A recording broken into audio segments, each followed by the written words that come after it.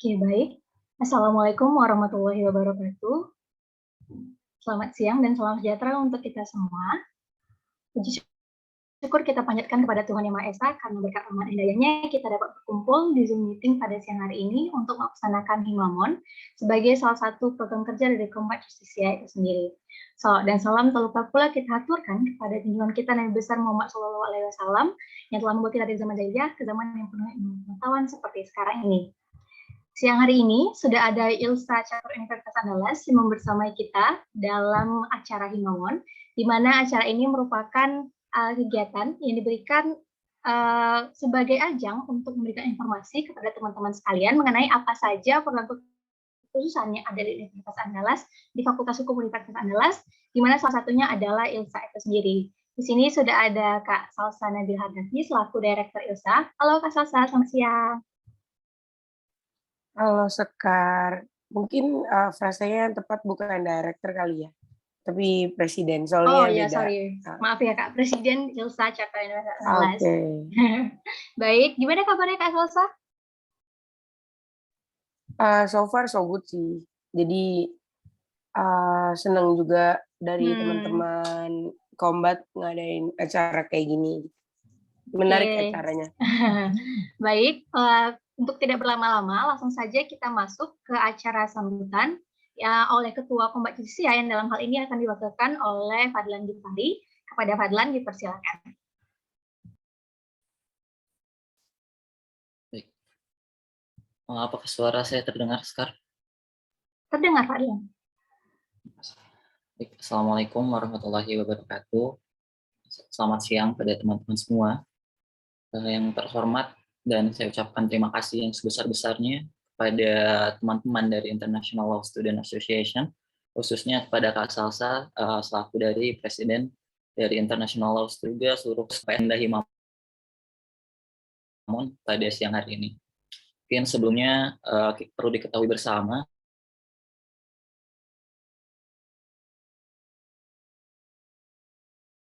kan sebagai wadah untuk kader maupun pengurus, terkhusus pada pengurus ataupun kader yang belum mengetahui atau belum mendapatkan program kekhususan dari Fakultas Hukum itu sendiri, yang nantinya mungkin melalui wadah ini dapat mengetahui bagaimana cara mendapatkan PK sesuai yang diinginkan, bagaimana perkuliahan nanti di Fakultas Hukum setelah mendapatkan PK, dan masih banyak lagi informasi yang akan didapatkan mungkin dari Himamon yang diadakan pada siang hari ini. Alhamdulillahnya pada kesempatan kali ini, agenda Himamon mengundang International Law Student Association Chapter Universitas Andalas untuk dapat nantinya berbagi informasi mengenai apa itu ILSA sendiri, serta mengenai apa itu program khususan terkhusus PK dari hukum internasional itu sendiri. Diharapkan agenda ini dapat menjadi sarana pertukaran informasi nantinya bagi kita semua berkaitan dengan PK Hukum Internasional secara khusus. Semoga agenda ini dapat membantu teman-teman semua nantinya untuk mempersiapkan lebih matang rencana terkait perkuliahan ke depannya. Mungkin semoga agenda kita pada siang hari ini dapat berjalan lancar. Terima kasih atas segala perhatiannya. Mungkin apabila ada salah-salah kata dari saya, mohon maaf. Terima kasih. Wassalamualaikum warahmatullahi wabarakatuh. Waalaikumsalam warahmatullahi wabarakatuh. Baik, terima kasih kepada Fadlan. Selanjutnya yaitu kata sambutan oleh Presiden Ilsa Chapter Unan kepada Kak Salsa, dipersilakan. Oke, makasih ya Sekar. Mungkin Assalamualaikum warahmatullahi wabarakatuh. Baik, perkenalkan dulu, saya di sini memberikan sambutan sebagai Presiden Ilsa Chapter Unan. Sebelumnya ingin mengucapkan terima kasih yang sebesar-besarnya bagi UKMF Kombat Justisia, terkhusus untuk Ketua Kombat dan Ketua PSDM ya, disebutnya Ketua divisi PSDM dari Kombat itu sendiri, karena dari sebelumnya yang saya pernah tahu dan setelah saya mengalami di Fakultas Hukum, baru kali ini gitu ada UKMF yang aware tentang masalah tentang hima kayak gitu. Jadi ini menurut saya one step closer, dan apa yang dilakukan sama teman-teman Kombat itu udah bagus banget dan emang visioner ke depannya kayak gitu. Mungkin nggak usah panjang-panjang, nggak usah berlama-lama, karena mungkin nanti kalau ingin makin tahu tentang Ilsa, mungkin kita bisa diskusi setelah ini. Jadi gitu, dikembalikan ke Sekar. Baik, terima kasih Kak Salsa. Karena Kak Salsa juga bilang tadi langsung aja kalau misalnya mau lebih tahu lebih lanjut mengenai Ilsa kita diskusi, maka cara selanjutnya adalah penyampaian materi oleh Ilsa Chapter Universitas Andalas yang dalam hal ini dipersilakan kepada perwakilan dari Ilsa untuk menyampaikan materi. Oke. Mungkin di sini gue bisa langsung lanjutin aja ya. Sebelumnya gue perlu say sorry sama teman-teman yang ada di sini. Sebelumnya tuh kita sebenarnya udah ada PPT, tapi entah kenapa PPT-nya korup dan gue udah mengkomunikasikan itu sama Kevin dan kata Kevin, ya udah Kak, nggak apa-apa kayak gitu. Karena harusnya teman-teman bisa lihat ada PPT-nya sekarang, tapi itu terkendala, jadi sorry ya, teman-teman nggak bisa lihat PPT-nya kayak gitu. Mungkin yang akan gue jelasin karena nanti ada sesi tanya jawab juga yang gue udah baca di TOR. Mungkin gue akan ngejelasin Ilsa secara garis besar aja dalam penyampaian materi ini kayak gitu. Pertama kali, jadi yang perlu teman-teman tahu itu Ilsa itu cuma ada 6 di Indonesia. Salah satunya itu di Ilsa Chapter Universitas Andalas. Kenapa Ilsa cuma ada 6? Karena untuk melakukan pendaftaran Ilsa kita harus bayar sekian dolar ke New York. Yang dimana Ilsa itu linknya itu global, linknya itu global, udah bukan nasional lagi. Makanya kenapa universitas-universitas di Indonesia maupun negeri atau swasta, ketika dia ada PK hukum internasional, nggak semuanya itu tercakup dalam Ilsa, kayak gitu. Jadi mereka memang ada PK hukum internasional, tapi bukan berarti PK hukum internasional itu ya Ilsa kayak gitu. Internasional tapi belum tentu PK. Mungkin itu sih yang perlu teman-teman tahu. Dan Ilsa ini emang eksklusif di skala global karena nggak semua universitas baik universitasnya dalam fakultasnya itu bisa ada organisasi Ilsa itu sendiri karena dengan satu dan banyak hal pertimbangan kayak gitu. Mungkin itu kurang lebihnya. Terus selanjutnya kalau teman-teman tanya siapa ya pembina dari Ilsa, pembina Ilsa sendiri itu ialah Pak Jean. Terus sekretaris bagiannya itu Pak Sofirman Sofian. Jadi apapun yang berkaitan dengan judul, review jurnal, dan lain-lain, itu bisa langsung menghubungi ke Pak Sofirman Sofian atau Pak Jan. Jadi mungkin teman-teman di sini, teman-teman 19, teman-teman ada 20, ada 21 mungkin. Untuk teman-teman 19, mungkin kalau masih bingung harus ngajuin judul ke siapa di bagian AI, mungkin teman-teman bisa mengajukan judul ke Pak Firman Sofian kayak gitu. Pokoknya apapun yang berhubungan dengan bagian, maka itu diurus ke dua orang tersebut, ke Pak Jian sebagai pembina dan Pak Firman Sofian sebagai sekretaris bagian kayak gitu. Terus kalau misalnya bahas lebih dalam lagi nih tentang struktur Ilsa kayak gitu. Karena sebelumnya Ilsa yang sebelumnya itu perlu teman-teman ketahui Ilsa itu mati itu sekitar 4 tahun, dia itu vakum. Terakhir itu pada tahun 2000 kepengurusan 2014 periode itu yang menjadi presidennya itu adalah Bang Hussein BP14. Setelah itu bertahun-tahun setelahnya Ilsa itu mati. Entah kenapa saya juga nggak tahu kenapa mereka tidak menjalankan Ilsa dan akhirnya jadi mati bertahun-tahun. Tapi saya dan teman-teman 18 itu emang udah berkomitmen kalau misalkan kita ini nggak bisa nih bikin Ilsa nih gini-gini aja gitu. Jadi kita emang harus bawa perubahan untuk Ilsa itu emang kelihatan sekarang, emang ada program kerjanya. Nah, salah satu contohnya itu kita ubah dari strukturisasi yang sebelumnya ada beberapa hal yang dipecah. Kalau misalnya di yang sekarang selagi bisa digabung, contohnya kayak misalnya yang kemarin itu internal itu terbagi menjadi 2, tapi dalam yang sekarang internal itu jadi 1 aja. Strukturisasi ILSA sendiri itu ada presiden, sekretaris, bendahara, internal, eksternal, ICT, sama Murtcourt.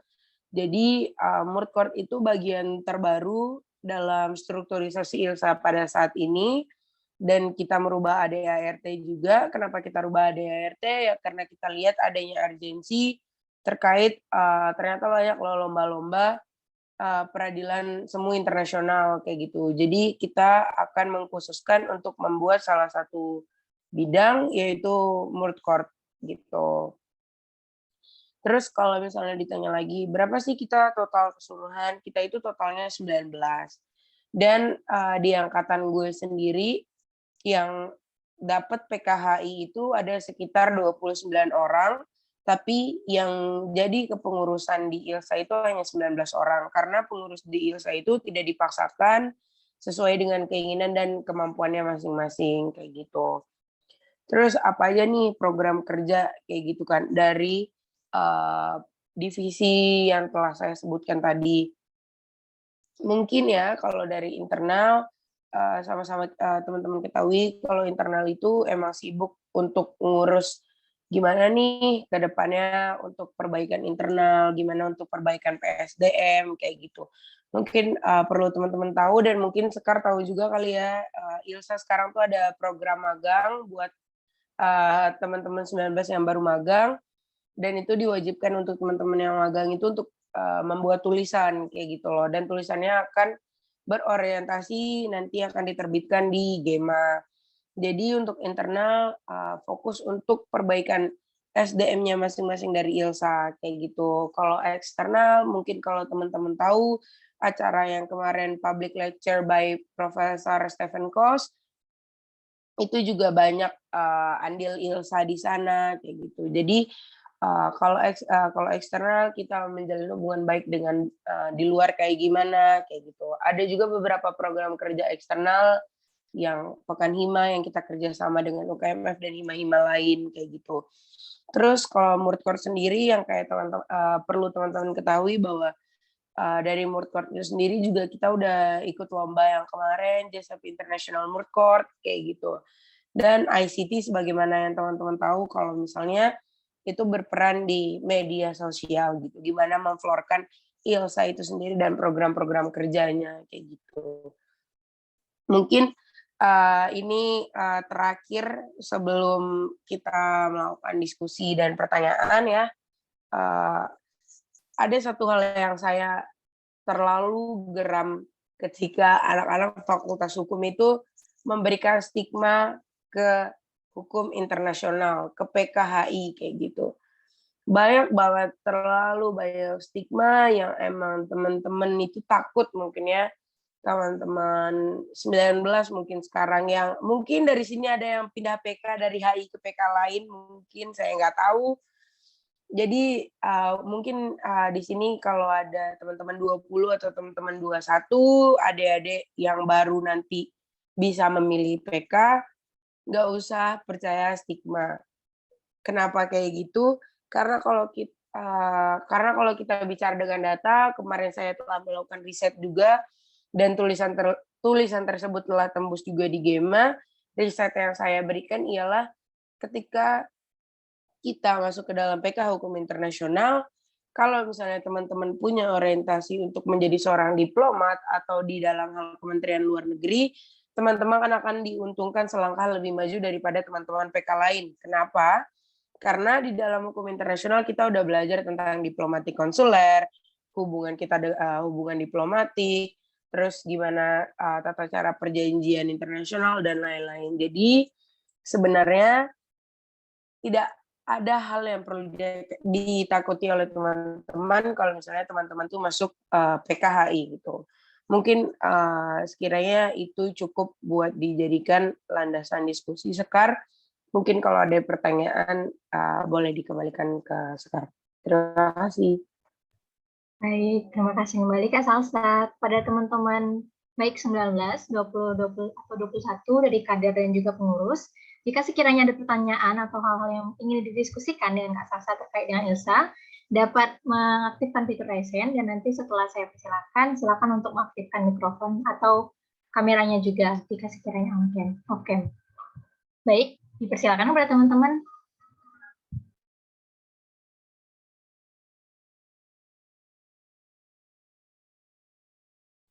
Iya, silakan Kevin. Baik, terima kasih Sekar.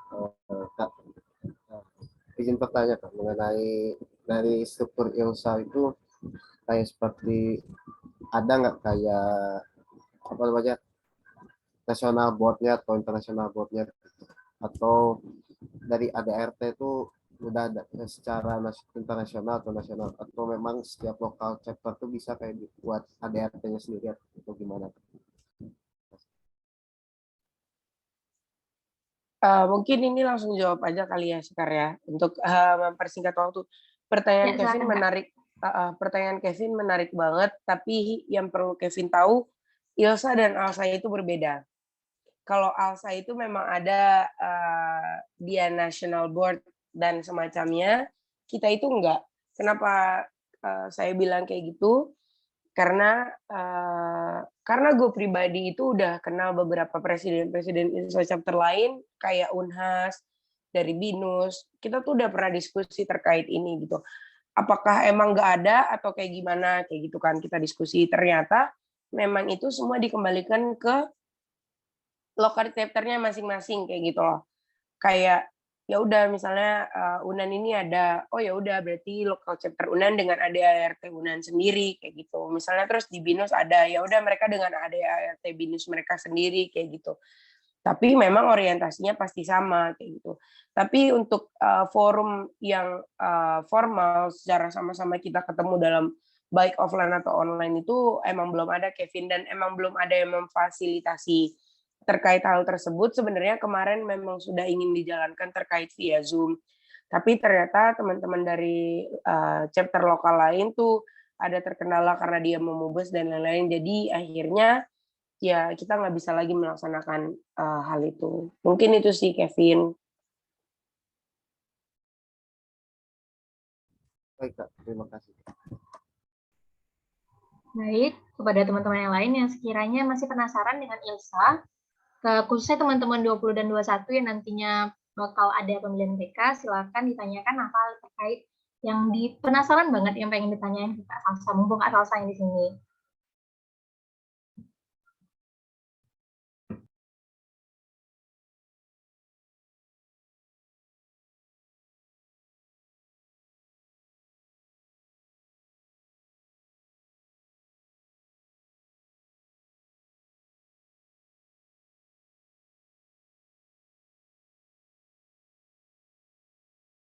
Baik, kepada Syamah, dipersilakan. Izin sebelumnya, makasih Kak Salsa sudah sempat menyempatkan waktunya untuk hadir di acara Mamon. Aku pengen nanya nih Kak, untuk teman mungkin mewakili teman-teman 2021 ya. Apa-apa aja sih Kak yang harus disiapin kalau misalnya kita emang tertarik sama PKHI Kak? Mungkin itu dari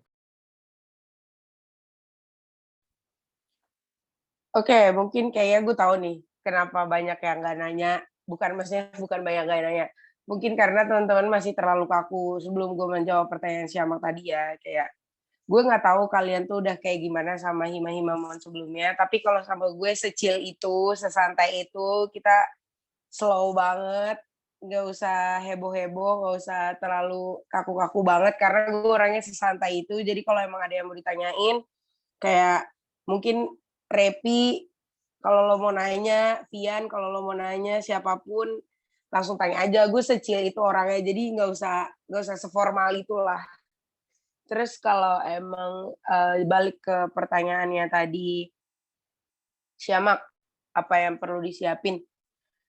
Mungkin sebenarnya ya, kalau teman-teman perlu tahu, ketika teman-teman sebenarnya nilai itu di fakultas kita itu untuk mendapatkan PK itu dari nilai. Nilai apa yang tertinggi, maka kita dapat PK tersebut kayak gitu.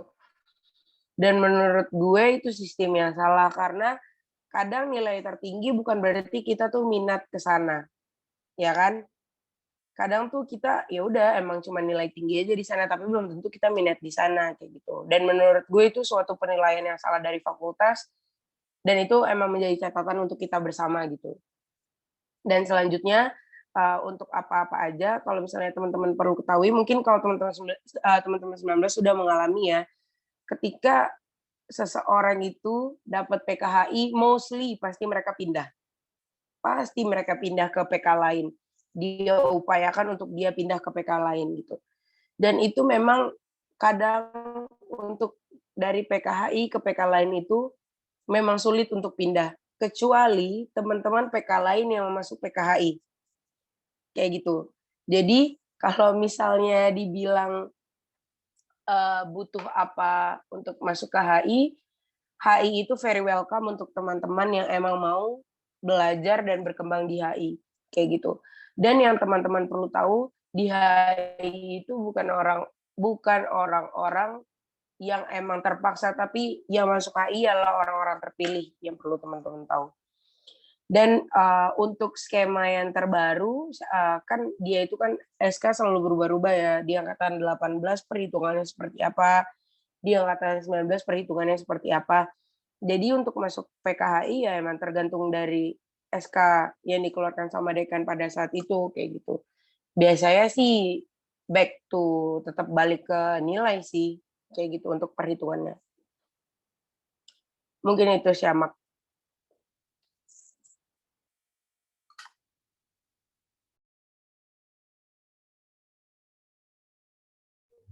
Oke, teman-teman yang lain, Revi, apakah ingin bertanya? Kelihatannya kamu dari tadi kayak pengen ditanya, cuman kayak ragu gitu. Oke, mungkin ini sih Kak, aku mewakili teman-teman, mungkin sekiranya ada pertanyaan yang menuntut klarifikasi mungkin ya, terkait dengan stereotip. Karena kelihatannya HI dan ILSA ini kelihatannya kayak eksklusif gitu nggak sih Kak? Jadi ada stereotip bahwasanya kalau mau masuk HI dan ILSA gitu, harus kayak bisa bahasa Inggris, dan juga nanti kalau misalnya kita masuk HI, skripsi kita tuh pakai bahasa Inggris. Iya nggak sih Kak? Bener nggak sih kayak gitu Kak?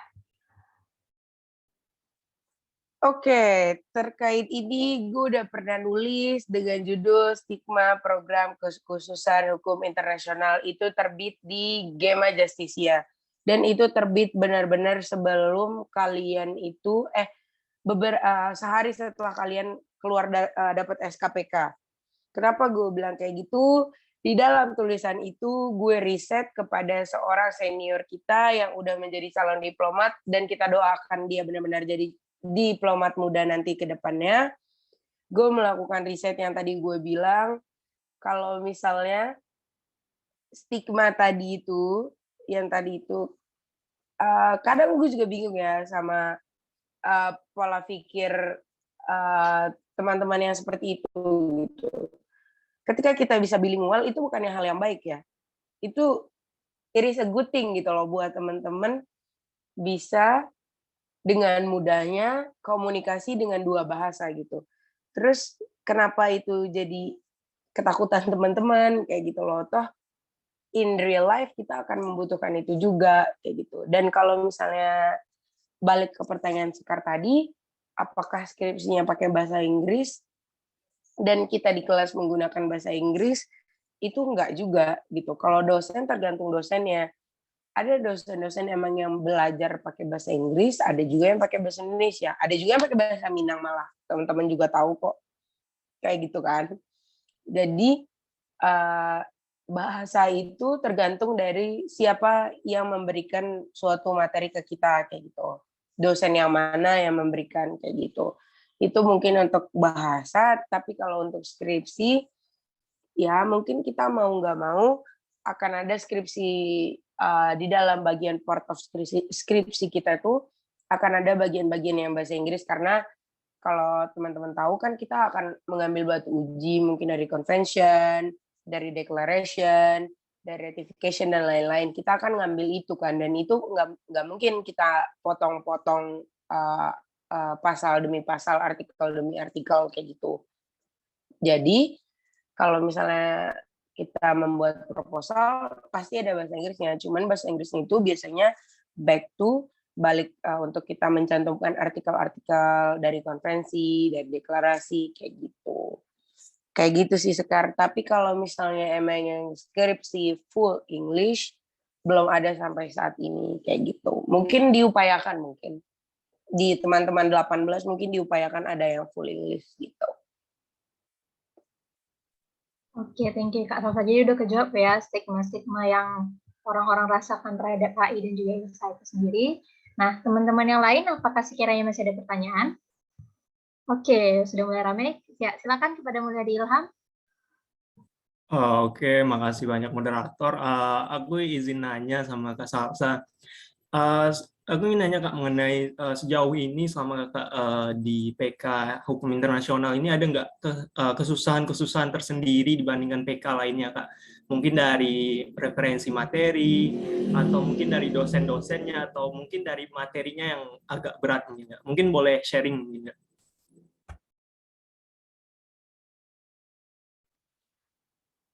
Pertanyaannya masuk akal, sangat realistis. Tapi kalau ditanya susah apa enggak, exactly, it's hard. Kalau teman-teman perlu tahu, mungkin Mulyadi bisa nanya ke Sekar, ke Siamak, ke Vian, segimana stresnya dia masuk PKHI, pasti stres dengan tugasnya yang analisis perjanjian dan lain-lain, analisis konvensi dan lain-lain, analisis kasus dan lain-lain. Sekar, lo nggak usah ketawa-tawa, Sekar.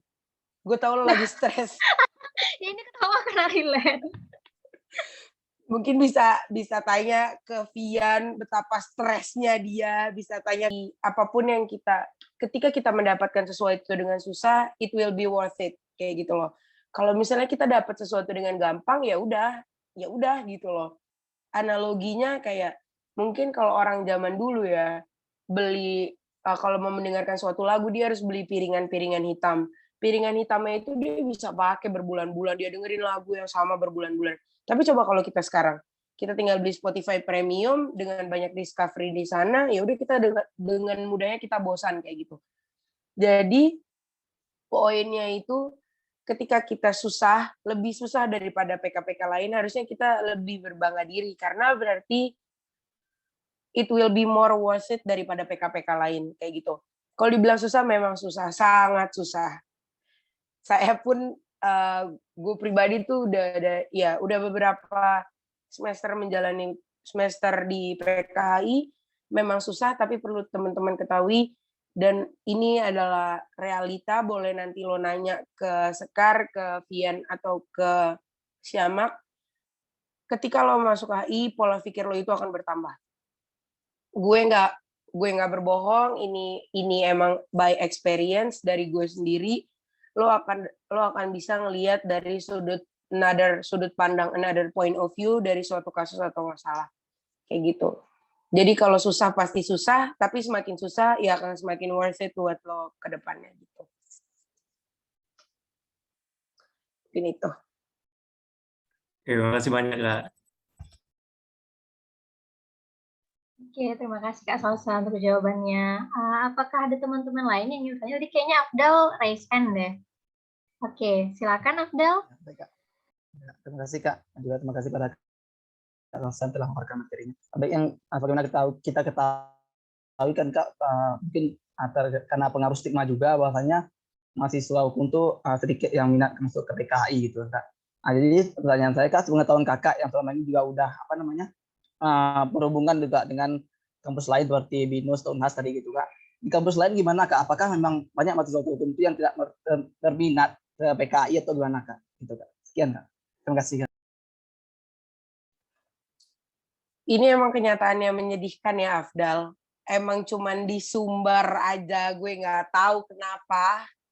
Terkhusus di Universitas Andalas gue nggak tahu kenapa, gue minta ampun, gue nggak tahu kenapa mereka nggak mau masuk HI, itu gue nggak tahu kenapa. Karena kalau teman-teman perlu tahu basic ke budaya kultur dari fakultas itu, mungkin Siamak udah pernah denger ini, Vian udah pernah denger ini mungkin ya. Kalau di fakultas-fakultas hukum lain, ketika lo bukan PKHI dan lo mau masuk ILSA itu boleh. ketika lo misalnya PK-nya bisnis dan lo mau masuk dan lo masuk ke pengurusan di PK pidana itu boleh. Cuman emang di fakultas kita yang membatasi ruang-ruang mahasiswa untuk bergerak sesuai dengan lainnya. Kayak gitu. Jadi kalau misalnya lo tanya tadi apakah di univ lain itu sedikit, enggak. Karena mereka tuh emang terbuka, Afdal. Mereka tuh emang terbuka untuk umum, untuk PK apapun bisa masuk menjadi kepengurusan di ILSA itu sendiri, kayak gitu loh. Karena mengingat tadi ILSA itu cakupannya ya global, kayak gitu loh.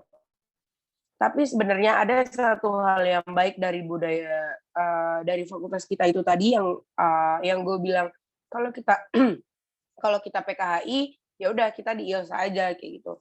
Sebenarnya satu hal yang pasti yang gue lihat itu budaya fakultas kita itu emang untuk memberikan kita ruang untuk khusus di lainnya kita sendiri kayak gitu loh.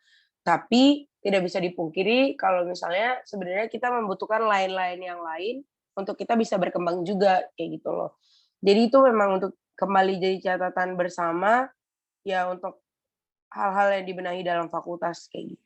Mungkin itu sih karena emang sangat miris banget dan oh ya sedikit menambahkan dan kenapa ILSA di periode gue yang sekarang gue itu bukan sistem magang karena gue coba sedikit menggeser kultur yang udah lama itu ada kayak gitu loh. Kayak gitu. Jadi gue emang coba dikikis perlahan-lahan kayak gitu. Makanya dibebaskan kepada teman-teman 19 yang emang udah dapat PKHI, dia dibolehkan diizinkan untuk magang agar dia tahu nanti gimana ke depannya gitu, movement ke depannya biar dia nggak tabu banget gitu sih. Terima kasih Kak.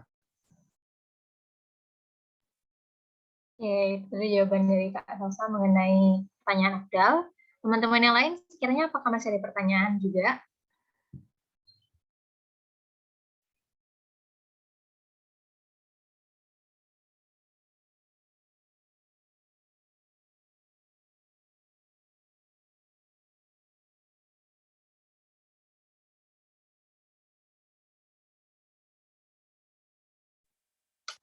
Mungkin ini kali ya Sekar.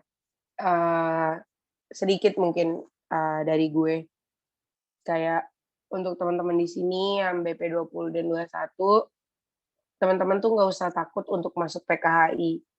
Karena PKHI itu emang beberapa langkah di depan dari PK-PK lain. Gue tidak underestimate PK-PK lain dan gue respect sama PK-PK lain.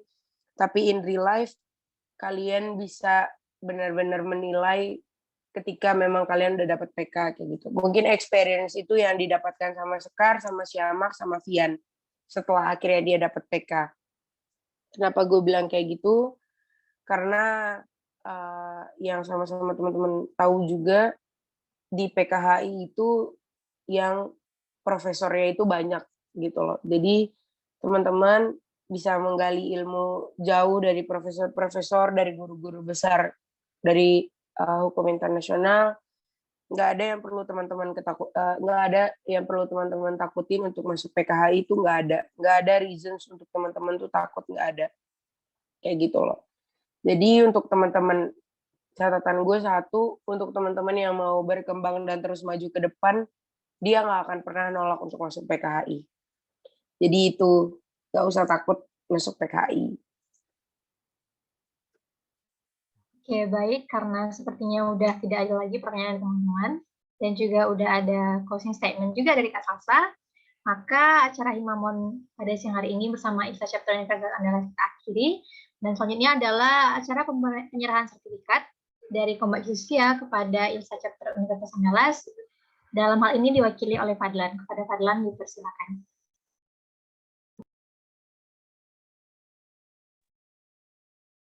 Ya mungkin Kak ini ada kenang-kenangan berupa sertifikat, walaupun kita hanya bisa bertemu secara virtual, tapi ini ada sedikit kenang-kenangan dari kami berupa sertifikat pada untuk ILSA Chapter 6. Oke, thank you banget ya Fadlan. Terus Kevin sebagai ketua pelaksana ya. Thank you banget ya Kevin, terus thank you juga Sekar, terus tadi teman-teman yang bertanya, yang Mulyadi, terus juga Syamak, Afdal, pokoknya teman-teman yang bertanya, thank you so much karena udah hadir di sini juga, mau mendengarkan gue dengan semua bacotan-bacotan gue ini. Jadi mungkin nanti kita ke depannya mungkin bisa ada kerjasama dan lain hal, bisa kita bicarakan lagi ke depannya.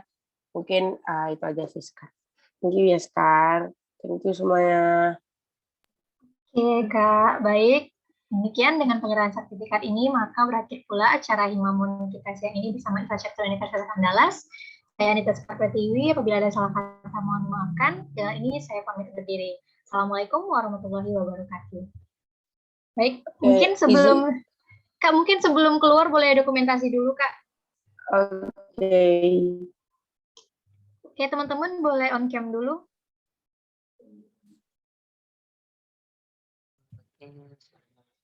Izin ambil alih, Kak. Sebelumnya silakan kepada masing-masing teman-teman untuk on cam.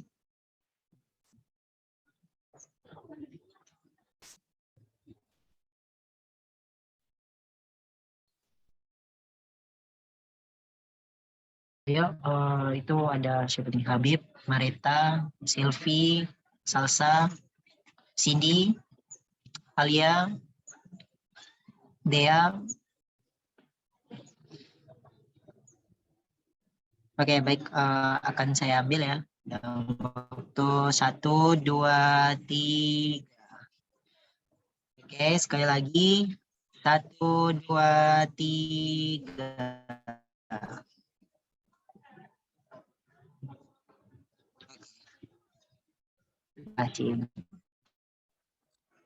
Oke, izin live ya teman-teman. Oke, thank you Kak Salsa. Terima kasih, Kak.